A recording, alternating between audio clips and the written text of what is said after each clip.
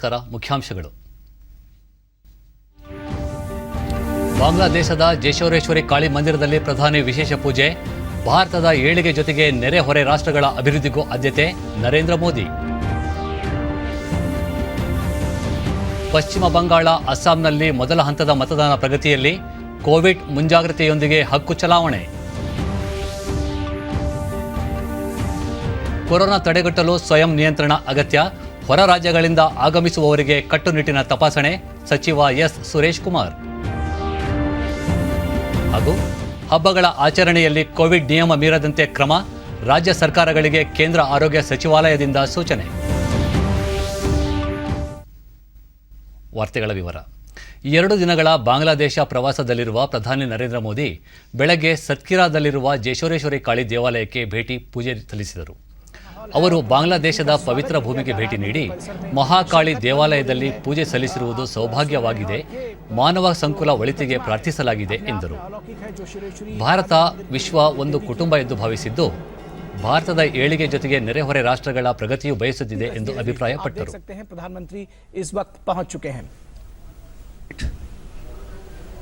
स्वागत किया जा रहा है प्रधानमंत्री नरेंद्र मोदी का. उलूक ध्वनि से प्रधानमंत्री नरेंद्र मोदी स्वागत किया जा रहा है. माताएं इस समय शंखत ध्वनि कर रही हैं. दक्षिणी द्वार से मंदिर के गर्भगृह में प्रवेश कर रहे हैं, जहां पर वो विधिवत पूजा अर्चना करेंगे और साथ ही साथ माता का मुकुट उनके सिर पर धारण करके इस समय माता की पूजा अर्चना की शुरुआत कर रहे हैं. मां भगवती के शक्ति की परंपरा का बेहद प्राचीन इतिहास रहा है.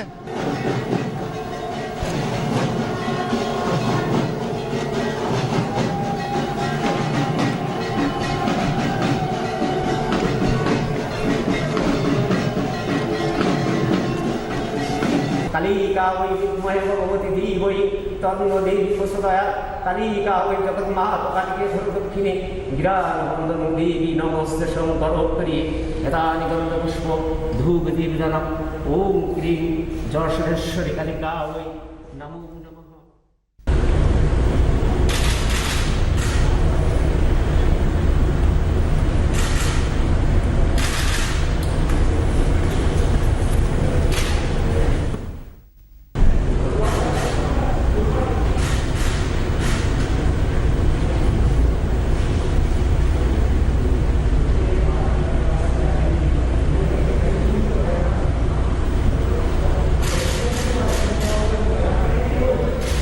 प्रदक्षिणा करते हुए प्रधानमंत्री नरेंद्र मोदी मां भगवती अर्थ नहीं है और राष्ट्र के शक्तिबोध को नए सर्वोच्च शिखर पर पहुंचाने का भी कार्य प्रधानमंत्री नरेंद्र मोदी ने अपने द्वारा कि हम साथ साथ चलें, साथ साथ तप करें.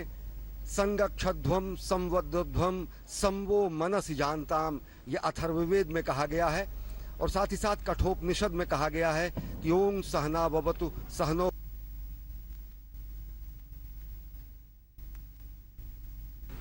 सर्वे भवन्तु सुखिनः, जिस मंत्र को हमने ನಂತರ ಅವರು ಬಂಗಬಂಧು ಶೇಖ್ ಮುಜಿಬುರ್ ರೆಹಮಾನ್ ಅವರ ಜನ್ಮ ಶತಮಾನೋತ್ಸವ ಸಮಾರಂಭ ಹಾಗೂ ಬಾಂಗ್ಲಾದೇಶ ವಿಮೋಚನೆಯ ಸುವರ್ಣ ಮಹೋತ್ಸವ ಕಾರ್ಯಕ್ರಮದಲ್ಲಿ ಮುಖ್ಯ ಅತಿಥಿಯಾಗಿ ಭಾಗವಹಿಸಲಿದ್ದಾರೆ. कल्याण के लिए प्रार्थना करते हैं. आज मुझे 51 शक्तिपीठ में से एक मां काली के चरणों में आने का सौभाग्य मिला. मेरी कोशिश रहती है कि मौका मिले तो इन 51 शक्तिपीठों में कभी न कभी जाकर के अपना मत्था टेकूं. आज जब मैं इस पवित्र धरती पर आया हूं और मैंने सुना है कि हाँ, मां काली की पूजा का जब मेला लगता है, बहुत बड़ी तादाद में भक्त सीमा के उस पार से भी और यहां से भी यहां आते हैं. उसी प्रकार से यहां पर एक कम्युनिटी हॉल की आवश्यकता है. इतना ही नहीं, ये मल्टीपर्पज कम्युनिटी हॉल हो ताकि जब काली पूजा के समय लोग यहां आए तो उनके भी लिए उपयोग में आए. यहाँ के लोगों के कोई सामाजिक, धार्मिक, शैक्षणिक अवसर हो तब भी उनके क्लान में आए. और सबसे बड़ी बात, डिजास्टर के समय, आपदा के समय, विशेष करके साइक्लोन के समय ये कम्युनिटी हॉल हर एक के लिए एक शेल्टर का स्थान बन जाए, इस हेतु से भारत सरकार यहाँ पर इस निर्माण कार्यों को करेंगे। मैं बांग्लादेश सरकार का भी आभार मानता हूँ कि उन्होंने इस कार्यक्रम के लिए, इस काम के लिए हमारे साथ शुभकामनाएं प्रकट की हैं। मैं फिर एक बार मां काली के चरणों में प्रार्थना करता हूं और सभी मानव समाज के कल्याण के लिए फिर एक बार प्रार्थना करता हूं। ಪ್ರಧಾನಿ ಅವರು ಬಾಂಗ್ಲಾದೇಶದ ಪ್ರಧಾನಿ ಶೇಖ್ ಹಸೀನಾ ಅವರೊಂದಿಗೆ ಸಮಾಲೋಚನೆ ನಡೆಸಲಿದ್ದು ಹಲವು ಒಪ್ಪಂದಗಳಿಗೆ ಸಹಿ ಹಾಕುವ ಸಾಧ್ಯತೆಗಳಿವೆ. ಉಭಯ ನಾಯಕರು ವರ್ಚುವಲ್ ಮೂಲಕ ಹಲವು ಅಭಿವೃದ್ಧಿ ಯೋಜನೆಗಳಿಗೆ ಚಾಲನೆ ನೀಡಲಿದ್ದಾರೆ. ನಂತರ ಅವರು ತುಂಗಿಪಾರದಲ್ಲಿರುವ ಬಂಗಬಂಧು ಸಂಕೀರ್ಣಕ್ಕೆ ಭೇಟಿ ನೀಡುವರು. ಬಳಿಕ ಓರಾಖಂಡಿಯಲ್ಲಿ ಸಮುದಾಯ ಸ್ವಾಗತ ಕಾರ್ಯಕ್ರಮದಲ್ಲಿ ಭಾಗವಹಿಸಲಿದ್ದಾರೆ. ದೆಹಲಿಗೆ ಆಗಮಿಸುವ ಮುನ್ನ ನರೇಂದ್ರ ಮೋದಿ ಬಾಂಗ್ಲಾ ಅಧ್ಯಕ್ಷ ಅಬ್ದುಲ್ ಹಮೀದ್ ಅವರನ್ನು ಭೇಟಿ ಮಾಡಿ ಸಮಾಲೋಚನೆ ನಡೆಸಲಿದ್ದಾರೆ. ಪಶ್ಚಿಮ ಬಂಗಾಳ ಮತ್ತು ಅಸ್ಸಾಂನಲ್ಲಿ ಮೊದಲ ಹಂತದ ಮತದಾನ ಬೆಳಗ್ಗೆ 7ರಿಂದ ಆರಂಭವಾಗಿದ್ದು ಸಂಜೆ 6ರವರೆಗೆ ನಡೆಯಲಿದೆ. ಇಂದು ಬೆಳಗ್ಗೆ 10 ಗಂಟೆಯವರೆಗೆ ಪಶ್ಚಿಮ ಬಂಗಾಳದಲ್ಲಿ ಸುಮಾರು 15% ಹಾಗೂ ಅಸ್ಸಾಂನಲ್ಲಿ 10% ಮತದಾನ ವರದಿಯಾಗಿದೆ. ಮೊದಲ ಹಂತದ ಚುನಾವಣೆಗೆ ಸಕಲ ಸಿದ್ಧತೆಗಳನ್ನು ಮಾಡಿಕೊಳ್ಳಲಾಗಿದೆ. ಪ್ರತಿಯೊಂದು ಮತಗಟ್ಟೆಯಲ್ಲಿ ವಿದ್ಯುನ್ಮಾನ ಮತಯಂತ್ರಗಳ ಜೊತೆಗೆ ವಿವಿಪ್ಯಾಟ್ಗಳನ್ನು ಬಳಕೆ ಮಾಡಲು ಚುನಾವಣಾ ಆಯೋಗ ನಿರ್ಧರಿಸಿದೆ. ಮತದಾನ ಪ್ರಕ್ರಿಯೆ ಅತ್ಯಂತ ಪಾರದರ್ಶಕತೆ ಹಾಗೂ ವಿಶ್ವಾಸಾರ್ಹದೊಂದಿಗೆ ನಡೆಯಬೇಕೆಂಬ ಉದ್ದೇಶದಿಂದ ಆಯೋಗ ಈ ಕ್ರಮ ಕೈಗೊಂಡಿದೆ. ಮತದಾನ ಪ್ರಕ್ರಿಯೆ ಸುಸೂತ್ರವಾಗಿ ನಡೆಯಬೇಕೆಂಬ ಉದ್ದೇಶದಿಂದ ಸಾಕಷ್ಟು ಪ್ರಮಾಣದಲ್ಲಿ ಇವಿಎಂಗಳು ಹಾಗೂ ವಿವಿಪ್ಯಾಟ್ಗಳನ್ನು ಒದಗಿಸಲಾಗಿದೆ. ಕೋವಿಡ್-19 ಸಾಂಕ್ರಾಮಿಕದ ಹಿನ್ನೆಲೆಯಲ್ಲಿ ಚುನಾವಣಾ ಆಯೋಗ ಪ್ರತಿಯೊಂದು ಮತಗಟ್ಟೆಯಲ್ಲಿ ಗರಿಷ್ಠ 1,000 ಮತದಾರರು ತಮ್ಮ ಹಕ್ಕು ಚಲಾಯಿಸಲು ಅವಕಾಶ ಮಾಡಿಕೊಡಲು ತೀರ್ಮಾನಿಸಿದೆ. ದಿವ್ಯಾಂಗರು, 80 ವರ್ಷ ಮೇಲ್ಪಟ್ಟ ವಯೋವೃದ್ಧರು, ಕೋವಿಡ್ ಸೋಂಕಿನಿಂದ ಮನೆ ಹಾಗೂ ಸಾಂಸ್ಥಿಕ ಪ್ರತ್ಯೇಕ ವಾಸದಲ್ಲಿ ಇರುವವರಿಗೆ ಅಂಚೆ ಮೂಲಕ ಮತ ಚಲಾಯಿಸುವ ಅವಧಿಯನ್ನು ವಿಸ್ತರಿಸಲಾಗಿದೆ. ಪ್ರತಿಯೊಂದು ಮತಗಟ್ಟೆಯಲ್ಲಿ ಕುಡಿಯುವ ನೀರು, ಶೌಚಾಲಯ ಮುಂತಾದ ಮೂಲ ಸೌಕರ್ಯಗಳನ್ನು ಒದಗಿಸಲು ಅಗತ್ಯ ಕ್ರಮ ಕೈಗೊಳ್ಳಲಾಗಿದೆ. ಮತಗಟ್ಟೆ ಕೇಂದ್ರಗಳನ್ನು ಸ್ಯಾನಿಟೈಸ್ ಮಾಡುವುದರ ಜೊತೆಗೆ ಮತ ಚಲಾಯಿಸಲು ಬರುವ ಮತದಾರರಿಗೆ ಥರ್ಮಲ್ ಸ್ಕ್ಯಾನಿಂಗ್ ಮತ್ತಿತರ ಮುಂಜಾಗ್ರತಾ ಕ್ರಮಗಳನ್ನು ಕೈಗೊಳ್ಳುವುದು ಕಡ್ಡಾಯ ಮಾಡಲಾಗಿದೆ. ಅಸ್ಸಾಂನ 12 ಜಿಲ್ಲೆಗಳ ವ್ಯಾಪ್ತಿಯ 47 ವಿಧಾನಸಭಾ ಕ್ಷೇತ್ರಗಳಿಗೆ ಮೊದಲ ಹಂತದಲ್ಲಿ ನಡೆಯಲಿರುವ ಚುನಾವಣೆಗೆ 23 ಮಹಿಳೆಯರು ಸೇರಿ 264 ಅಭ್ಯರ್ಥಿಗಳು ಕಣದಲ್ಲಿದ್ದಾರೆ. ಈ ಹಂತದಲ್ಲಿ 81 ಲಕ್ಷಕ್ಕೂ ಅಧಿಕ ಮತದಾರರು ತಮ್ಮ ಹಕ್ಕನ್ನು ಚಲಾಯಿಸಲಿದ್ದಾರೆ. ಒಟ್ಟು 11,537 ಮತಗಟ್ಟೆಗಳನ್ನು ತೆರೆಯಲಾಗಿದೆ. ಪಶ್ಚಿಮ ಬಂಗಾಳ ವಿಧಾನಸಭೆಗೆ ನಡೆಯಲಿರುವ ಮೊದಲ ಹಂತದಲ್ಲಿ 5 ಜಿಲ್ಲೆಗಳಲ್ಲಿನ 30 ವಿಧಾನಸಭಾ ಕ್ಷೇತ್ರಗಳಿಗೆ ಚುನಾವಣೆ ನಡೆಯಲಿದ್ದು 21 ಮಹಿಳೆಯರು ಸೇರಿ ಒಟ್ಟು 191 ಅಭ್ಯರ್ಥಿಗಳು ಸ್ಪರ್ಧೆಯಲ್ಲಿದ್ದಾರೆ. ಈ ಮಧ್ಯೆ ಪ್ರಧಾನಿ ನರೇಂದ್ರ ಮೋದಿ ಟ್ವೀಟ್ ಸಂದೇಶದಲ್ಲಿ ಪಶ್ಚಿಮ ಬಂಗಾಳ, ಅಸ್ಸಾಂ ವಿಧಾನಸಭೆ ಚುನಾವಣೆ ಆರಂಭವಾಗಿದ್ದು ವಿಶೇಷವಾಗಿ ಯುವ ಸಮುದಾಯದವರು ಅತಿ ಹೆಚ್ಚಿನ ಸಂಖ್ಯೆಯಲ್ಲಿ ಮತ ಚಲಾಯಿಸುವಂತೆ ಮನವಿ ಮಾಡಿದ್ದಾರೆ. ಇಂದು ಬೆಳಗ್ಗೆ 7 ಗಂಟೆಯಿಂದ ಏಪ್ರಿಲ್ 29ರ ರಾತ್ರಿ 7:30ರವರೆಗೆ ಯಾವುದೇ ರೀತಿಯ ಚುನಾವಣಾ ಸಮೀಕ್ಷೆಯ ವಿವರಗಳನ್ನು ಪ್ರಕಟಿಸದಂತೆ ಚುನಾವಣಾ ಆಯೋಗ ಆದೇಶಿಸಿದೆ. ಚುನಾವಣಾ ಸಮೀಕ್ಷೆಗಳ ವರದಿಗಳನ್ನು ಮುದ್ರಣ ಹಾಗೂ ವಿದ್ಯುನ್ಮಾನ ಮಾಧ್ಯಮಗಳು ಪ್ರಕಟಿಸುವಂತಿಲ್ಲ ಎಂದು ಆದೇಶಿಸಿದೆ. ಈ ಅವಧಿಯಲ್ಲಿ ಕೇರಳ, ಅಸ್ಸಾಂ, ತಮಿಳುನಾಡು, ಪಶ್ಚಿಮ ಬಂಗಾಳ ಮತ್ತು ಪುದುಚೇರಿ ಹಾಗೂ ಉಪಚುನಾವಣೆ ನಡೆಯುತ್ತಿರುವ ರಾಜ್ಯಗಳಲ್ಲಿ ಮತದಾನ ಮುಕ್ತಾಯವಾಗುವವರೆಗೆ ಸಮೀಕ್ಷೆಗಳನ್ನು ಪ್ರಕಟಿಸುವಂತಿಲ್ಲ ಎಂದು ಸೂಚಿಸಿದೆ. ಕೋವಿಡ್ ಸೋಂಕು ನಿವಾರಣೆಗೆ ಸ್ವಯಂ ನಿಯಂತ್ರಣ ಅಗತ್ಯವಾಗಿದೆ ಎಂದು ಪ್ರಾಥಮಿಕ ಮತ್ತು ಪ್ರೌಢ ಶಿಕ್ಷಣ ಸಚಿವ ಎಸ್. ಸುರೇಶ್ ಕುಮಾರ್ ಅಭಿಪ್ರಾಯಪಟ್ಟಿದ್ದಾರೆ. ಚಾಮರಾಜನಗರದ ಗುಂಡ್ಲುಪೇಟೆ ಗಡಿಭಾಗದ ಚೆಕ್ಪೋಸ್ಟ್ಗಳಿಗೆ ಭೇಟಿ ನೀಡಿ ಅಧಿಕಾರಿಗಳೊಂದಿಗೆ ಸಭೆ ನಡೆಸಿದರು.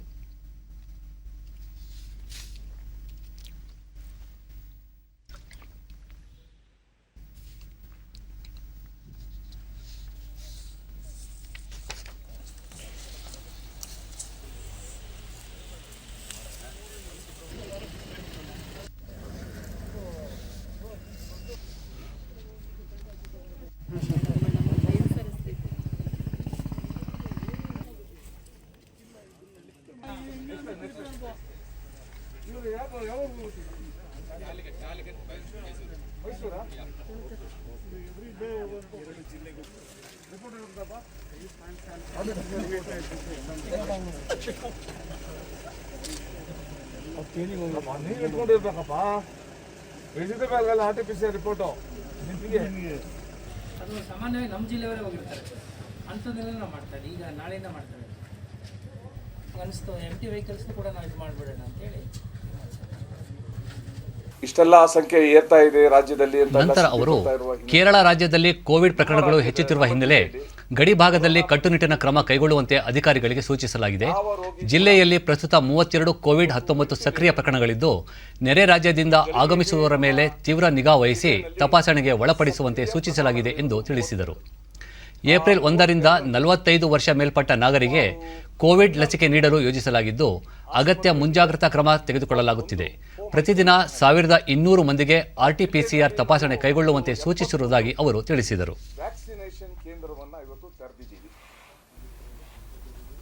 ವ್ಯಾಕ್ಸಿನ್ ಹಾಕಲಿಕ್ಕೆ ಜನತೆಗೆ ಹೆಚ್ಚು ಸುಲಭ ಆಗಲಿ ಅನ್ನೋ ಉದ್ದೇಶದಿಂದ 71 ಕೇಂದ್ರಗಳನ್ನು ನಾವು ತೆಗೆದಿದ್ದೀವಿ. ಜಿಲ್ಲೆಯಲ್ಲಿ ಸುಮಾರು 1 ಲಕ್ಷ ಹಿರಿಯ ನಾಗರಿಕರಿದ್ದಾರೆ, ಎಬೋ 60. ಅದರಲ್ಲಿ ಇದುವರೆಗೂ 35,558 35,558 ನಾಗರಿಕರಿಗೆ ವ್ಯಾಕ್ಸಿನೇಷನ್ ಹಾಕಲಾಗಿದೆ. ಈಗ ಕೇಂದ್ರದ ಒಂದು ಸೂಚನೆ ಬಂದಿದೆ. ಏಪ್ರಿಲ್ 1ನೇ ತಾರೀಕಿಂದ 45 ವರ್ಷ ದಾಟಿದವರೆಲ್ಲರಿಗೂ ಕೂಡ ವ್ಯಾಕ್ಸಿನೇಷನ್ ಮಾಡಲಿಕ್ಕೆ ಅನುವು ಮಾಡಿಕೊಡ್ಬೇಕು ಅಂತ ಒಂದು ಸೂಚನೆ ಬಂದಿದೆ. ಆ ಹಿನ್ನೆಲೆಯಲ್ಲಿ ನಮ್ಮ ಜಿಲ್ಲೆಯಲ್ಲೂ ಕೂಡ ಏಪ್ರಿಲ್ 1ನೇ ತಾರೀಕಿಂದ 45 ವರ್ಷ ದಾಟಿದವರಿಗೆ ವ್ಯಾಕ್ಸಿನ್ ಹಾಕಲಿಕ್ಕೆ ವ್ಯವಸ್ಥೆ ನಾವು ಮಾಡ್ತೀವಿ. ದೇಶದಲ್ಲಿ ಕಳೆದ 24 ಗಂಟೆಗಳಲ್ಲಿ 62,258 ಹೊಸ ಕೋವಿಡ್-19 ಪ್ರಕರಣಗಳು ಬೆಳಕಿಗೆ ಬಂದಿವೆ. ಇದರೊಂದಿಗೆ 30,386 ಮಂದಿ ಗುಣಮುಖರಾಗಿದ್ದು, 291 ಮಂದಿ ಮೃತಪಟ್ಟಿದ್ದಾರೆ.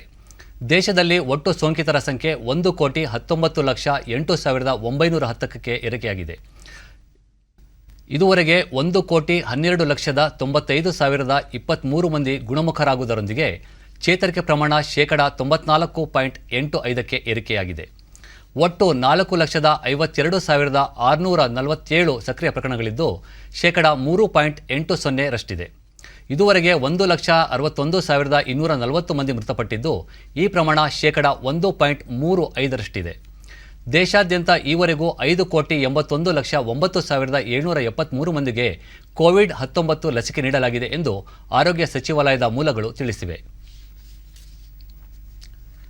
ಸಾಲು ಬರುತ್ತಿರುವ ಹಿನ್ನೆಲೆಯಲ್ಲಿ ಕೋವಿಡ್-19 ನಿಯಮಗಳನ್ನು ಕಟ್ಟುನಿಟ್ಟಾಗಿ ಪಾಲಿಸುವ ಕುರಿತು ಜಿಲ್ಲಾಧಿಕಾರಿಗಳಿಗೆ ಸೂಚಿಸಬೇಕು ಎಂದು ಕೇಂದ್ರ ಆರೋಗ್ಯ ಸಚಿವಾಲಯ ರಾಜ್ಯ ಸರ್ಕಾರಗಳ ಮುಖ್ಯ ಕಾರ್ಯದರ್ಶಿಗಳಿಗೆ ಪತ್ರ ಬರೆದಿದೆ. ಹೋಳಿ ಹಬ್ಬ, ಈಸ್ಟರ್, ಶಬೆ ಬರಾತ್ ಹಬ್ಬಗಳಲ್ಲಿ ಜನ ಕೋವಿಡ್-19 ನಿಯಮಗಳನ್ನು ಪಾಲಿಸುವ ಮೂಲಕ ಸೋಂಕನ್ನು ನಿಯಂತ್ರಿಸಲು ಸಹಕರಿಸಬೇಕು ಮತ್ತು ರಾಜ್ಯ ಸರ್ಕಾರಗಳು ಜಿಲ್ಲಾಡಳಿತ ಮೂಲಕ ಜನರಲ್ಲಿ ಈ ಜಾಗೃತಿ ಮೂಡಿಸಬೇಕು. ಹಬ್ಬ ಆಚರಣೆ ಸಂದರ್ಭದಲ್ಲಿ ಹೆಚ್ಚಿನ ಜನಸಂದಣಿ ಉಂಟಾಗದಂತೆ ನೋಡಿಕೊಳ್ಳುವಂತೆ ಪತ್ರದಲ್ಲಿ ಸೂಚಿಸಲಾಗಿದೆ. ರಾಜ್ಯಗಳಿಗೆ ಪ್ರತಿದಿನ ಅಗತ್ಯವಿರುವ ಪ್ರಮಾಣದಲ್ಲಿ ಕೋವಿಡ್-19 ಲಸಿಕೆಯನ್ನು ಪೂರೈಸಲಾಗುತ್ತಿದೆ ಎಂದು ಕೇಂದ್ರ ಆರೋಗ್ಯ ಸಚಿವ ಡಾಕ್ಟರ್ ಹರ್ಷವರ್ಧನ್ ಹೇಳಿದ್ದಾರೆ. ಭಾರತ ಆರ್ಥಿಕ ಸಮಾವೇಶದಲ್ಲಿ ಮಾತನಾಡಿದ ಅವರು, ಪ್ರತಿದಿನ ಎಷ್ಟು ಮಂದಿ ಫಲಾನುಭವಿಗಳಿಗೆ ಲಸಿಕೆ ನೀಡಲಾಗುತ್ತಿದೆ ಮತ್ತು ಇದುವರೆಗೆ ವಯೋಮಾನದ ಆದ್ಯತೆ ಮೇರೆಗೆ ಎಷ್ಟು ಜನರಿಗೆ ಲಸಿಕೆ ನೀಡಲಾಗಿದೆ ಎಂಬ ಬಗ್ಗೆ ಸರ್ಕಾರ ನಿಗಾ ವಹಿಸಿದೆ ಎಂದು ತಿಳಿಸಿದರು. ಪ್ರತಿದಿನ ಲಸಿಕೆ ನೀಡುವ ಸಂಖ್ಯೆಯನ್ನು ಆಯಾ ದಿನದ ಆಧಾರದ ಮೇಲೆ ಮತ್ತಷ್ಟು ಹೆಚ್ಚಿಸಲಾಗುತ್ತಿದೆ. ಇದನ್ನು ಜನಾಂದೋಲನ ರೀತಿಯಲ್ಲಿ ಕೈಗೆತ್ತಿಕೊಳ್ಳಲಾಗಿದೆ. ಭಾರತದಲ್ಲಿ ಇದುವರೆಗೆ ಚುಚ್ಚುಮದ್ದು ಪಡೆದ ನಂತರ ಯಾವುದೇ ರೀತಿಯ ಅಡ್ಡ ಪರಿಣಾಮ ಉಂಟಾಗಿರುವುದಿಲ್ಲ ಎಂದು ಅವರು ಸ್ಪಷ್ಟಪಡಿಸಿದರು.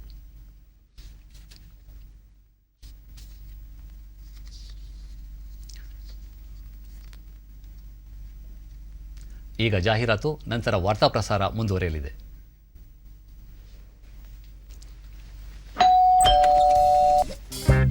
ಗಿಫ್ಟ್ ಬಂದಿದೆ.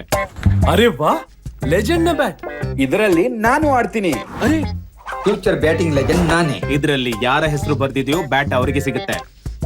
ಅರೆ ರೇ, ನೋಡಿದ್ರ ಇದರಲ್ಲಿ ನನ್ನ ಹೆಸರು ಬರೆದಿಲ್ಲದಿದ್ರೆ ಎಷ್ಟು ತೊಂದರೆ ಆಗ್ತಿತ್ತು. ಅದಕ್ಕೆ RBI ಹೇಳುತ್ತೆ ಬ್ಯಾಂಕ್ ಅಕೌಂಟ್ ಅಥವಾ ಬ್ಯಾಂಕ್ ಲಾಕರ್ ಇರಲಿ, ಅದರಲ್ಲಿ ನಾಮಿನಿ ಹೆಸರು ಅಗತ್ಯವಾಗಿ ನಮೂದಿಸಿ. ಇದರಿಂದ ಠೇವಣಿ ಸಿಗುತ್ತೆ ನಾಮಿನಿಯ ಹೆಸರಿದ್ದವರಿಗೆ. RBI ಹೇಳುತ್ತೆ ಜಾಣರಾಗಿರಿ, ಜಾಗರೂಕರಾಗಿರಿ. ಕೋವಿಡ್ ಸೋಂಕು ನಿಯಂತ್ರಣಕ್ಕೆ ಮುಂಜಾಗ್ರತಾ ಕ್ರಮಗಳನ್ನು ಪಾಲಿಸುವುದೊಂದೇ ಪರಿಹಾರ ಎಂದು ಜಯದೇವ ಹೃದ್ರೋಗ ಸಂಸ್ಥೆಯ ನಿರ್ದೇಶಕ ಹಾಗೂ ಕೊರೋನಾ ತಾಂತ್ರಿಕ ಸಲಹಾ ಸಮಿತಿ ಸದಸ್ಯರಾದ ಡಾಕ್ಟರ್ CN ಮಂಜುನಾಥ್ ಬೆಂಗಳೂರಿನಲ್ಲಿ ತಿಳಿಸಿದ್ದಾರೆ. ರಾಜ್ಯದಲ್ಲಿ ಇತ್ತೀಚಿನ ದಿನಗಳಲ್ಲಿ ಹೆಚ್ಚುತ್ತಿರುವ ಕೊರೋನಾ ಸೋಂಕು ಪ್ರಕರಣಗಳ ನಿಯಂತ್ರಣ ಹಾಗೂ ಸಾರ್ವಜನಿಕರು ಕೈಗೊಳ್ಳಬಹುದಾದ ಅಗತ್ಯ ಕ್ರಮಗಳ ಕುರಿತು ಡಿಡಿ ನ್ಯೂಸ್ಗೆ ನೀಡಿದ ವಿಶೇಷ ಸಂದರ್ಶನದಲ್ಲಿ ಅವರು ಫ್ರಾನ್ಸ್, ಸ್ಪೇನ್, ಇಟಲಿ ಸೇರಿದಂತೆ ಹಲವು ದೇಶಗಳಲ್ಲಿ ಕೊರೋನಾ ಸೋಂಕಿನ ಎರಡನೇ ಅಲೆ ತೀವ್ರ ಪರಿಣಾಮ ಬೀರಿದೆ. ಪ್ರಸ್ತುತ ರಾಜ್ಯದಲ್ಲಿಯೂ ಕೊರೋನಾ ಸೋಂಕು ಪ್ರಕರಣಗಳು ಗಣನೀಯವಾಗಿ ಹೆಚ್ಚುತ್ತಿದ್ದು ಎರಡನೇ ಅಲೆಯ ಪ್ರಭಾವ ಆರಂಭವಾಗಿದೆ ಎಂದರು. ಕೊರೋನಾ ಸೋಂಕು ನಿಯಂತ್ರಣಕ್ಕೆ ಕೇಂದ್ರ ಹಾಗೂ ರಾಜ್ಯ ಸರ್ಕಾರ ನಿಗದಿತ ಮಾರ್ಗಸೂಚಿಗಳನ್ನು ಸಂದರ್ಭಾನುಸಾರ ನೀಡುತ್ತಿದ್ದು ಅವುಗಳ ಸಮರ್ಪಕ ಪಾಲನೆ ಅತ್ಯಗತ್ಯವಾಗಿದೆ. ಸೋಂಕು ನಿಯಂತ್ರಣಕ್ಕೆ ಸಾರ್ವಜನಿಕರು ಸಹಕಾರ ನೀಡುವುದು ಅವಶ್ಯವಾಗಿದೆ. ಅನಾವಶ್ಯಕವಾಗಿ ಗುಂಪು ಸೇರದೆ ಇರುವುದು, ಮುಖಗವಸು ಧರಿಸುವುದು ಸೇರಿದಂತೆ ಅಗತ್ಯ ಮುಂಜಾಗ್ರತಾ ಕ್ರಮಗಳನ್ನು ಕಟ್ಟುನಿಟ್ಟಾಗಿ ಪಾಲಿಸುವುದರಿಂದ ಕೊರೋನಾ ಸೋಂಕಿನ ಎರಡನೇ ಅಲೆಯನ್ನು ನಿಯಂತ್ರಿಸಬಹುದಾಗಿದೆ ಎಂದು ತಿಳಿಸಿದರು. ಅದರಿಂದ ಇದನ್ನ ನಾವು ನಿಯಂತ್ರಣ ಇಟ್ಕೋಬೇಕಾದ್ರೆ ಬಹಳ ಮುನ್ನೆಚ್ಚರಿಕೆ ಕ್ರಮಗಳನ್ನು ನಾವು ತೆಗೆದುಕೋಬೇಕಾಗುತ್ತೆ. ಈಗ ಸರ್ಕಾರ ಫ್ರಮ್ ಟೈಮ್ ಟು ಟೈಮ್ ಮಾರ್ಗಸೂಚಿಗಳನ್ನು ಕೊಡ್ತಾ ಇದೆ. ಈ ಮಾರ್ಗಸೂಚಿಗಳನ್ನು ಕೊಟ್ಟಂಥ ಸಂದರ್ಭದಲ್ಲಿ ಇದನ್ನು ಅನುಷ್ಠಾನ ಮಾಡಬೇಕಾದ್ರೆ ಇದನ್ನು ಪಾಲಿಸಬೇಕಾದಂಥ ಆದ್ಯ ಕರ್ತವ್ಯ ಜನಸಾಮಾನ್ಯರ ಮೇಲಿದೆ. ಇದು ಕೇವಲ ಸರ್ಕಾರದ ಜವಾಬ್ದಾರಿ ಮಾತ್ರ ಅಲ್ಲ, ಸಾರ್ವಜನಿಕರ ಜವಾಬ್ದಾರಿ ಕೂಡ ಆಗಿದೆ. ಇದು ಒಂದು ಸಾರ್ವಜನಿಕರು ಸರ್ಕಾರದ ಮಾರ್ಗಸೂಚಿಗಳನ್ನು ಕಟ್ಟುನಿಟ್ಟಾಗಿ ಪಾಲಿಸಿ ಇದನ್ನು ಅನುಸರಿಸಿದರೆ ಬಹುಶಃ ಈ ಕರೋನಾ ನಿಯಂತ್ರಣ ಎರಡನೇ ಹಂತದ ಈ ಸೋಂಕನ್ನು ನಾವು ನಿಯಂತ್ರಿಸಬಹುದು. ನಾವು ಇನ್ನು 6 ತಿಂಗಳು ಬಹಳ ಮುನ್ನೆಚ್ಚರಿಕೆಯನ್ನು ವಹಿಸಬೇಕು. ನಮ್ಮ ಕೈಯಲ್ಲಿ ಇರತಕ್ಕಂಥ ಸಾಧನಗಳು ಅಥವಾ ವಿಧಾನಗಳು ಏನಪ್ಪ ಅಂದರೆ, ಒಂದು ಮಾಸ್ಕನ್ನು ಧರಿಸಬೇಕು. ಈಗಾಗಲೇ ನೋಡಿದ್ದೀವಿ, ಜನರಲ್ಲಿ ಏನೊಂದು ಭಾವನೆ ಇದೆ, ಕರೋನಾ ಹೋಗ್ಬಿಟ್ಟಿದೆ, ಕರೋನಾ ಜೀವಂತವಾಗೇ ಇಲ್ಲ ಅನ್ನುವ ನಿರ್ಲಕ್ಷ್ಯ ಇದೆ. ಈ ನಿರ್ಲಕ್ಷ್ಯ ಮನೋಭಾವದಿಂದ ಬೇಜವಾಬ್ದಾರಿಯಿಂದ ಜನ ಹೊರಗಡೆ ಬಂದು ಈಗ ಸೋಂಕು ನಿಯಂತ್ರಿಸಬೇಕಾದ್ರೆ, ಸೋಂಕು ಹರಡೋದನ್ನು ನಾವು ತಡೆಗಟ್ಟಬೇಕಾದ್ರೆ ನಾವು ಮಾಸ್ಕನ್ನು ಸರಿಯಾಗಿ ಧರಿಸಬೇಕಾಗುತ್ತೆ. ಅದರಲ್ಲೂ ಈ ಗುಂಪು ಸೇರೋದು ಬಹಳ ಒಂದು ಕಾರಣ ಆಗಿದೆ. ಅದಕ್ಕೆ ನಾವು ಇಂಗ್ಲೀಷಲ್ಲಿ ಒಂದು ವ್ಯಾಖ್ಯಾನ ಇದೆ, Covid and crowd go together ಅಂತ. ಕ್ರೌಡ್ ಎಲ್ಲಿರುತ್ತೆ ಅಲ್ಲಿ ಕೋವಿಡ್ ಇರುತ್ತೆ. ಸೊ ಅದರಿಂದ ಈ ಗುಂಪು ಸೇರೋದನ್ನು ಜನ ಆದಷ್ಟು ಅವಾಯ್ಡ್ ಮಾಡಬೇಕಾಗುತ್ತೆ. ಬೆಂಗಳೂರು ಸೇರಿದಂತೆ ರಾಜ್ಯದ 4 ನಗರಗಳಲ್ಲಿ ವಾಯು ಮಾಲಿನ್ಯವನ್ನು 25% ತಗ್ಗಿಸುವ ರಾಷ್ಟ್ರೀಯ ಸ್ವಚ್ಛ ವಾಯು ಕಾರ್ಯಕ್ರಮದ ಅನುಷ್ಠಾನಕ್ಕೆ ತಾಂತ್ರಿಕ ನೆರವು ಪಡೆಯುವ ಒಪ್ಪಂದಕ್ಕೆ ಸಹಿ ಹಾಕಲಾಯಿತು. ಕಳೆದ ವರ್ಷ ಸ್ವಾತಂತ್ರ್ಯ ದಿನಾಚರಣೆ ಸಂದರ್ಭದಲ್ಲಿ ಪ್ರಧಾನಿ ನರೇಂದ್ರ ಮೋದಿ ಅವರು ಮುಂದಿನ 4 ವರ್ಷಗಳಲ್ಲಿ 30% ವಾಯು ಮಾಲಿನ್ಯ ನಿಯಂತ್ರಿಸಬೇಕು ಎಂದು ಕರೆ ನೀಡಿದರು. ಅದರನುಸಾರ ದೇಶದ 124 ನಗರಗಳನ್ನು ಸ್ವಚ್ಛ ವಾಯು ಕಾರ್ಯಕ್ರಮಕ್ಕೆ ಆಯ್ಕೆ ಮಾಡಿಕೊಳ್ಳಲಾಗಿದೆ. ಅವುಗಳಲ್ಲಿ ಕರ್ನಾಟಕದ ಬೆಂಗಳೂರು, ಹುಬ್ಬಳ್ಳಿ ಧಾರವಾಡ, ದಾವಣಗೆರೆ, ಕಲಬುರಗಿ ನಗರಗಳು ಸೇರ್ಪಡೆಯಾಗಿವೆ. BBMPಯಲ್ಲಿ 44 ಅಂಶಗಳ ಹಾಗೂ ಉಳಿದ 3 ನಗರಗಳಲ್ಲಿ 27 ಅಂಶಗಳ ಕ್ರಿಯಾ ಯೋಜನೆಯೊಂದಿಗೆ ವಾಯು ಮಾಲಿನ್ಯ ನಿಯಂತ್ರಣಕ್ಕೆ ಕಾರ್ಯಕ್ರಮ ರೂಪಿಸಲಾಗಿದೆ. 15ನೇ ಆರ್ಥಿಕ ಹಣಕಾಸು ಆಯೋಗದ ಅನುದಾನದಲ್ಲಿ BBMPಗೆ 139 ಕೋಟಿ ರೂಪಾಯಿ ನೀಡಲಾಗಿದ್ದು, ಕಾರ್ಯಕ್ರಮದ ಪ್ರಗತಿ ಆಧರಿಸಿ ಇನ್ನೂ ಹೆಚ್ಚಿನ ಅನುದಾನ ನೀಡಲು ಬದ್ಧವಾಗಿರುವುದು ಕೇಂದ್ರ ಸರ್ಕಾರ ತಿಳಿಸಿದೆ. ವಾಯು ಮಾಲಿನ್ಯ ನಿಯಂತ್ರಣಕ್ಕೆ ತಾಂತ್ರಿಕ ನೆರವು ಪಡೆಯಲು ಹಾಗೂ ಕ್ರಿಯಾ ಯೋಜನೆ ಅನುಷ್ಠಾನಕ್ಕೆ ಇನ್ಸ್ಟಿಟ್ಯೂಟ್ ಆಫ್ ರೆಪ್ಯೂಟ್ ಜೊತೆ ರಾಜ್ಯ ಮಾಲಿನ್ಯ ನಿಯಂತ್ರಣ ಮಂಡಳಿ BBMP ಹಾಗೂ ನಗರ ಸ್ಥಳೀಯ ಸಂಸ್ಥೆಗಳು ಒಡಂಬಡಿಕೆಗೆ ಸಹಿ ಹಾಕಿವೆ.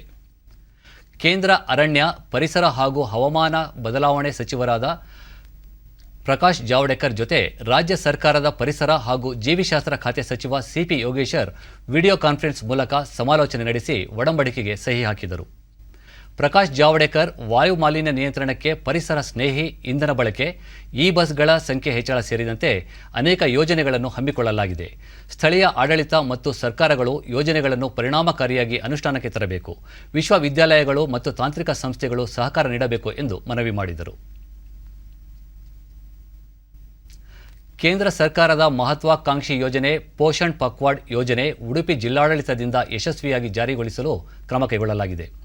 ಜಿಲ್ಲಾ ಪಂಚಾಯಿತಿ ಮಹಿಳಾ ಮತ್ತು ಮಕ್ಕಳ ಅಭಿವೃದ್ಧಿ ಇಲಾಖೆ, ಶಿಶು ಅಭಿವೃದ್ಧಿ ಇಲಾಖೆ ಮತ್ತು ಆಯುಷ್ ಇಲಾಖೆ ಸಹಯೋಗದಲ್ಲಿ ಕಾರ್ಯಕ್ರಮವನ್ನು ಆಯೋಜಿಸಲಾಗುತ್ತಿದೆ.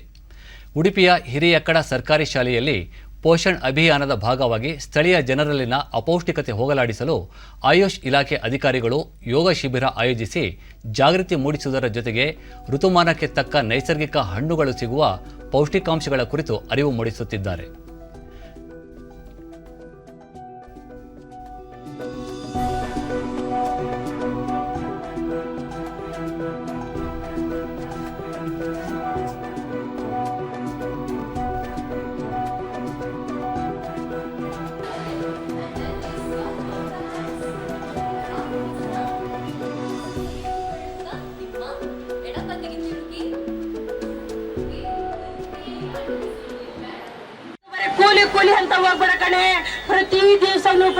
ಕಾಪು ತಾಲೂಕಿನ ಉಚ್ಚಿಲ ಗ್ರಾಮದ ಶಾಲಾ ಮಕ್ಕಳು ಮತ್ತು ಸ್ಥಳೀಯರಿಗೂ ಆರೋಗ್ಯ ಕಾಪಾಡಿಕೊಳ್ಳಲು ಸಾಂಪ್ರದಾಯಿಕ ಆಹಾರ ಪದ್ಧತಿಗಳು ಮತ್ತು ರಕ್ತಹೀನತೆ, ದೇಹದಲ್ಲಿ ಕಬ್ಬಿಣಾಂಶವನ್ನು ಹೆಚ್ಚಿಸುವ ಆಹಾರಗಳ ಕುರಿತು ಜಾಗೃತಿ ಮೂಡಿಸಲಾಯಿತು.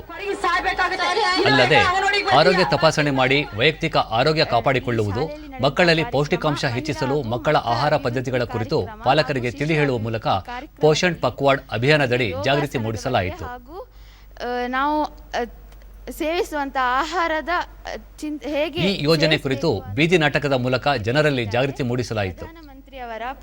ಡಿಡಿ ನ್ಯೂಸ್ನೊಂದಿಗೆ ವಿದ್ಯಾರ್ಥಿನಿ ಚೈತನ್ಯ, ಆಯುಷ್ ಇಲಾಖೆಯ ವೈದ್ಯರು ಆಹಾರ ಪದ್ಧತಿ ಮತ್ತು ಯೋಗ ಕುರಿತು ಮಾಹಿತಿ ನೀಡಿರುವುದು ನಮಗೆ ಅನುಕೂಲವಾಗಿದ್ದು, ಪೌಷ್ಟಿಕ ಆಹಾರ ಕುರಿತು ಹೆಚ್ಚಿನ ಮಾಹಿತಿ ತಿಳಿದುಕೊಳ್ಳಲು ಸಾಧ್ಯವಾಗಿದೆ ಎಂದರು. ಪ್ರತಿನಿತ್ಯ ಮಾಡುವುದಾಗಿ ಹೇಳಿದರು. ನಮ್ಮ ಶಾಲೆಯಲ್ಲಿ ಮಹಿಳಾ ಮತ್ತು ಮಕ್ಕಳ ಕಾರ್ಯಕ್ರಮ ನಡೆದಿದೆ. ಮತ್ತೊಬ್ಬ ವಿದ್ಯಾರ್ಥಿನಿ ಶಾಮಿಲಿ, ನಮಗೆ ಆಹಾರ ಪದ್ಧತಿ ಕುರಿತು ತಿಳಿಯದೇ ಇರುವ ಹಲವು ವಿಷಯಗಳ ಕುರಿತು ಮಾಹಿತಿ ನೀಡಿದ್ದಾರೆ. ಆರೋಗ್ಯ ಕಾಪಾಡಿಕೊಳ್ಳಲು ಇದು ಸಹಕಾರಿಯಾಗಿದೆ ಎಂದರು. ಈ ಸಭೆಯಲ್ಲಿ ನಮಗೆ ತುಂಬಾ ಮಾಹಿತಿಗಳು ಸಿಕ್ಕಿದೆ. ಜೀವನದಲ್ಲಿ ಹೇಗಿರಬೇಕು, ನಾವು ಯಾವುದನ್ನು ತಿಂದರೆ ನಾವು ನಮ್ಮ ದೇಹ ಉತ್ತಮವಾಗುತ್ತದೆ ಮತ್ತು ಬೆಳವಣಿಗೆ ಎಲ್ಲ ಆಗುತ್ತದೆ. ಮತ್ತು ರಕ್ತಹೀನದ ಬಗ್ಗೆಯೂ ತುಂಬಾ ಮಾಹಿತಿಯನ್ನು ನೀಡಿದ್ದಾರೆ. ಶಿಶು ಅಭಿವೃದ್ಧಿ ಯೋಜನಾಧಿಕಾರಿ ವೀಣಾ ವಿವೇಕಾನಂದ, ಕೇಂದ್ರ ಸರ್ಕಾರ 2022ರ ವೇಳೆಗೆ ದೇಶದಲ್ಲಿನ ಅಪೌಷ್ಟಿಕತೆ ಹೋಗಲಾಡಿಸಲು ಪೋಷಣ್ ಪಕ್ವಾಡ್ ಯೋಜನೆ ಆರಂಭಿಸಿದ್ದು, ಮೊದಲ ಹಾಗೂ 3ನೇ ಶುಕ್ರವಾರ ವಿವಿಧ ಇಲಾಖೆಗಳ ಸಹಯೋಗದಲ್ಲಿ ಜನರಿಗೆ ಅಪೌಷ್ಟಿಕತೆ ಕುರಿತು ಜಾಗೃತಿ ಮೂಡಿಸಲಾಗುತ್ತಿದೆ ಎಂದು ತಿಳಿಸಿದರು. ಎಲ್ಲ ಅಂಗನವಾಡಿ ಕೇಂದ್ರಗಳಲ್ಲಿ ಪ್ರತಿ 1ನೇ ಹಾಗೂ 3ನೇ ಶುಕ್ರವಾರ ನಡೆಸಲಾಗ್ತಾ ಇದೆ.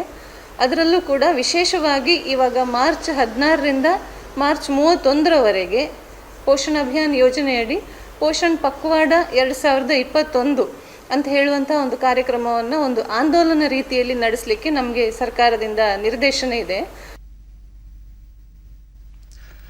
ಭಾರತ ಸ್ವಾತಂತ್ರ್ಯ ಅಮೃತ ಮಹೋತ್ಸವದ ಅಂಗವಾಗಿ ಭಾರತ ಸರ್ಕಾರ ಪ್ರಾದೇಶಿಕ ಜನಸಂಪರ್ಕ, ಲೋಕಸಂಪರ್ಕ ಮತ್ತು ಸಂವಹನ ಕಾರ್ಯಾಲಯ ಹಾಗೂ ವಾರ್ತಾ ಮತ್ತು ಪ್ರಸಾರ ಸಚಿವಾಲಯ ಸಹಯೋಗದಲ್ಲಿ ಅಪರೂಪದ ಛಾಯಾಚಿತ್ರ ಪ್ರದರ್ಶನವನ್ನು ಶಿವಮೊಗ್ಗ ಜಿಲ್ಲೆಯಲ್ಲಿ ಹಮ್ಮಿಕೊಳ್ಳಲಾಗಿದೆ.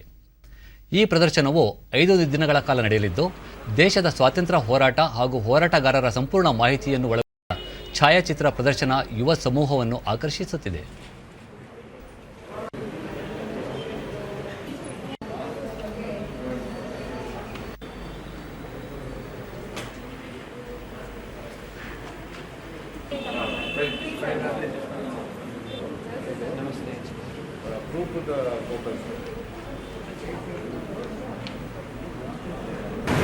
ಇಲ್ಲಿ ಬಂದು ಅನೇಕ ವಿಚಾರಗಳನ್ನು ತಿಳ್ಕೊಂಡ್ವಿ. ವಿದ್ಯಾರ್ಥಿನಿ ನಿತ್ಯಶ್ರೀ, ಪಠ್ಯಪುಸ್ತಕಗಳೊಂದಿಗೆ ಈ ಛಾಯಾಚಿತ್ರ ಪ್ರದರ್ಶನವು ಸ್ವಾತಂತ್ರ್ಯ ಸಂಗ್ರಾಮದ ಕುರಿತು ಹೆಚ್ಚಿನ ಮಾಹಿತಿ ಪಡೆಯಲು ಸಾಧ್ಯವಾಗಿದೆ ಎಂದರು.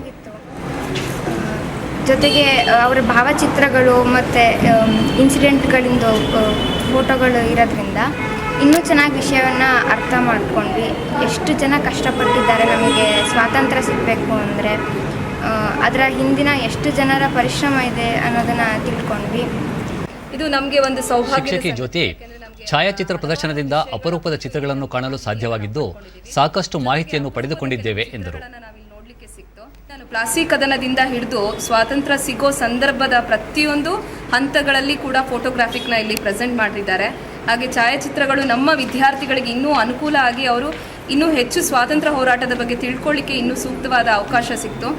ಭಾರತದ ಸ್ವಾತಂತ್ರ್ಯದ ಅಮೃತ ಮಹೋತ್ಸವದ ಸ್ವಾತಂತ್ರ್ಯ ಅಮೃತ ಗಳಿಗೆಯ ಛಾಯಾಚಿತ್ರ ಪ್ರದರ್ಶನ ಹಮ್ಮಿಕೊಂಡಿದ್ದು ಯುವಜನರಲ್ಲಿ ಆಸಕ್ತಿ ಹೆಚ್ಚಿಸುತ್ತಿದೆ ಎಂದರು. ಪ್ರದರ್ಶನದಲ್ಲಿ ನಮ್ಮ ನಮಗೆ ಗೊತ್ತಿಲ್ಲದ ನಮ್ಮ ಯುವ ಸಮುದಾಯಕ್ಕೆ ಪಠ್ಯಪುಸ್ತಕದಲ್ಲಿ ಅಥವಾ ಕೇಳಿ ತಿಳ್ಕೊಂಡಿರುವಂಥದ್ದು ಒಂದು ಸಚಿತ್ರವಾದ ಒಂದು ರೂಪದಲ್ಲಿ ಇಲ್ಲಿ ನಮಗೆ ಕಾಣಿಸ್ಕೊಳ್ತಾ ಇದೆ. ಪ್ಲಾಸ್ಟಿಕ್ ಕದನದಿಂದ ಪ್ರಾರಂಭ ಕ್ಷೇತ್ರ ಪ್ರಚಾರಾಧಿಕಾರಿ ತುಕಾರಾಂ ಸ್ವಾತಂತ್ರ್ಯ ಸಂಗ್ರಾಮದ ಕುರಿತು ಸಾಕಷ್ಟು ಮಾಹಿತಿ ನೀಡುವ ಪ್ರಯತ್ನ ಜೊತೆಗೆ ಸ್ಥಳೀಯವಾಗಿ ಹೋರಾಟ ಮಾಡಿರುವಂತಹ ವಿವರಗಳು ಕೂಡ ಹೆಚ್ಚಿನ ಛಾಯಾಚಿತ್ರ ಪ್ರದರ್ಶನದಲ್ಲಿ ಸಿಗುತ್ತೆ. ಮೈಸೂರು ಸೇರಿದಂತೆ ನಾವು ಸಾಕಷ್ಟು ಸ್ಥಳೀಯ ಮಾಹಿತಿಯನ್ನು ಕೂಡ ಇಲ್ಲಿ ಪ್ರದರ್ಶನಕ್ಕೆ ಏರ್ಪಾಡು ಮಾಡಿದ್ದೀವಿ. ಎಲ್ಲ ಸ್ಥಳೀಯ ಕಾಲೇಜು ಹಾಗೆ ಪ್ರಾಥಮಿಕ ಪ್ರೌಢಶಾಲಾ ವಿದ್ಯಾರ್ಥಿಗಳು ಕೂಡ ಈ ಛಾಯಾಚಿತ್ರ ಪ್ರದರ್ಶನದ ಒಂದು ಪ್ರಯೋಜನವನ್ನು ಪಡ್ಕೊಳ್ತಿದ್ದಾರೆ.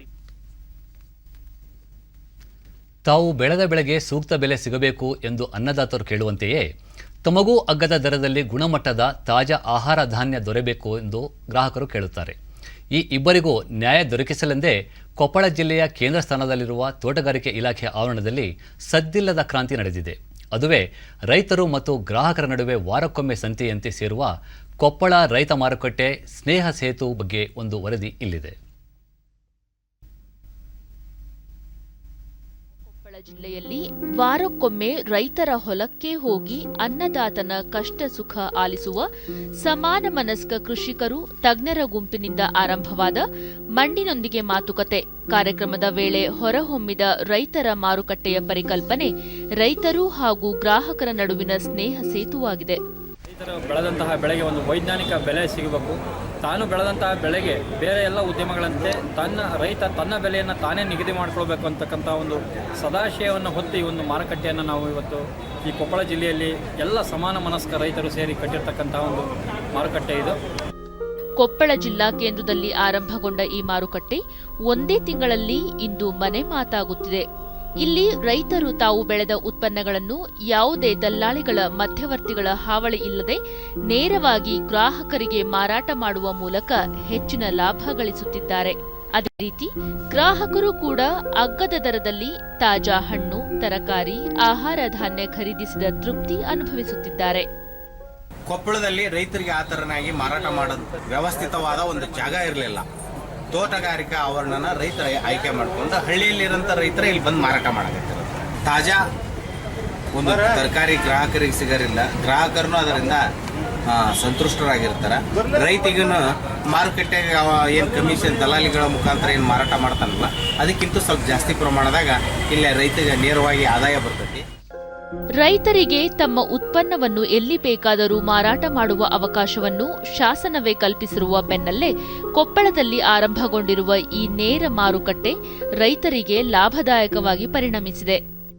ಈಗ ನಾವು ರೈತರು ಬೆಳೆದಿದ್ದನ್ನು ನಾವು ಮಧ್ಯವರ್ತಿಗಳ ಕೊಟ್ಟು ಅದರಲ್ಲಿ ಕೂಡ ನಮ್ಗೆ ಲಾಭನೇ ಸಿಗೋದಿಲ್ಲ. ಅದರಲ್ಲಿ ನಾವು ಬೆಳೆದಿದ್ದು ಅಲ್ಲಿಗಾಗುತ್ತೆ. ಅದನ್ನು ತಪ್ಪಿಸೋಗೋಸ್ಕರ ಈ ರೈತ ಮಾರುಕಟ್ಟೆ ಸಮಿತಿ ನಿರ್ಮಿಸಿಕೊಂಡಿದ್ದೇವೆ.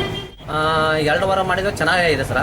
10,000 ರಿಂದ 12,000 ತನಕ ಆಗಿದೆ ಹೋದ ವಾರ ಆಚೆ ವಾರ. ಗ್ರಾಹಕರು ಕೂಡ ಖುಷಿಯಿಂದ ಈ ಮಾರುಕಟ್ಟೆಯಿಂದ ಹೆಚ್ಚಿನ ಹೊರೆ ಇಲ್ಲದೆ ತರಕಾರಿ, ಗುಣಮಟ್ಟದ ಆಹಾರ ಧಾನ್ಯ ಖರೀದಿಸುತ್ತಿದ್ದು ಸಂತಸ ವ್ಯಕ್ತಪಡಿಸಿದ್ದಾರೆ.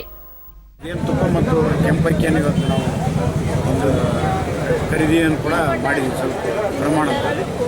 ಹಂತವಾಗಿ ಹೋದರೆ ಎಲ್ಲ ರೈತರಿಗೆ ಮತ್ತು ಎಲ್ಲ ಗ್ರಾಹಕರಿಗೆ ಇಷ್ಟ ಆಗುತ್ತೆ ಅಂತ ಹೇಳಕ್ಕೆ ಬಯಸ್ತೀನಿ. ಆರೋಗ್ಯಕ್ಕೂ ತುಂಬ ಒಳ್ಳೆಯದಿದೆ.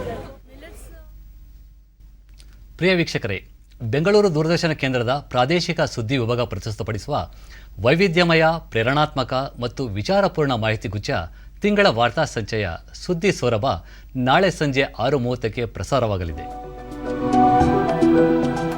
ಬೆಂಗಳೂರು ದೂರದರ್ಶನ ಕೇಂದ್ರದ ಸುದ್ದಿ ವಿಭಾಗ ಪ್ರಸ್ತುತಪಡಿಸುವ ತಿಂಗಳ ವಾರ್ತಾ ಸಂಚಯ ಸುದ್ದಿ ಸೌರಭದ ಮಾರ್ಚ್ ಸಂಚಿಕೆ ಇದೇ ಭಾನುವಾರ 28ರಂದು ಸಂಜೆ 6:30 ಈ ಸಂಚಿಕೆಯಲ್ಲಿ ವಿಶೇಷ ಚೇತನರಿಗೆ ಆಶಾಕಿರಣ, ಪುಷ್ಪಪ್ರಿಯ, 6 ಶತಮಾನಗಳ ಬಿದಿರಿ ಕಲೆಯ ಕೈಚಳಕ, ಜೀವಾಮೃತದಿಂದ ಕೃಷಿಗೆ ಜೀವ ಹಾಗೂ ದಾಂಡೇಲಿಯ ಇಕೋ ಪಾರ್ಕ್ನ ಕಾರ್ಟೂನ್ ಪಾತ್ರಗಳು.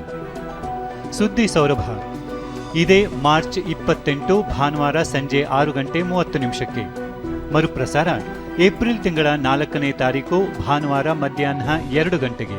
ತಪ್ಪದೇ ವೀಕ್ಷಿಸಿ.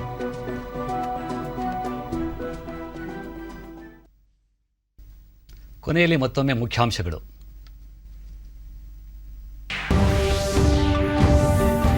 ಬಾಂಗ್ಲಾದೇಶದ ಜೇಶೋರೇಶ್ವರಿ ಕಾಳಿ ಮಂದಿರದಲ್ಲಿ ಪ್ರಧಾನಿ ವಿಶೇಷ ಪೂಜೆ, ಭಾರತದ ಏಳಿಗೆ ಜೊತೆಗೆ ನೆರೆಹೊರೆ ರಾಷ್ಟ್ರಗಳ ಅಭಿವೃದ್ಧಿಗೂ ಆದ್ಯತೆ ನರೇಂದ್ರ ಮೋದಿ.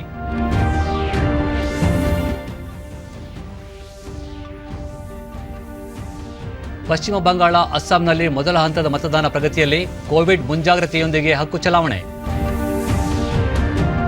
ಕೊರೋನಾ ತಡೆಗಟ್ಟಲು ಸ್ವಯಂ ನಿಯಂತ್ರಣ ಅಗತ್ಯ. ಹೊರ ರಾಜ್ಯಗಳಿಂದ ಆಗಮಿಸುವವರಿಗೆ ಕಟ್ಟುನಿಟ್ಟಿನ ತಪಾಸಣೆ. ಸಚಿವ ಎಸ್ ಸುರೇಶ್ ಕುಮಾರ್. ಹಾಗೂ ಹಬ್ಬಗಳ ಆಚರಣೆಯಲ್ಲಿ ಕೋವಿಡ್ ನಿಯಮ ಮೀರದಂತೆ ಕ್ರಮ. ರಾಜ್ಯ ಸರ್ಕಾರಗಳಿಗೆ ಕೇಂದ್ರ ಆರೋಗ್ಯ ಸಚಿವಾಲಯದಿಂದ ಸೂಚನೆ. ನಮ್ಮ ವಾರ್ತಾ ಪ್ರಸಾರವನ್ನು ನೀವು ಡಿಡಿ ಚಂದನ ನ್ಯೂಸ್ ಯೂಟ್ಯೂಬ್ ಚಾನಲ್ನಲ್ಲೂ ವೀಕ್ಷಿಸಬಹುದು. ನಮ್ಮ ಮುಂದಿನ ವಾರ್ತಾ ಪ್ರಸಾರ ಮಧ್ಯಾಹ್ನ 1 ಗಂಟೆಗೆ. ನಮಸ್ಕಾರ.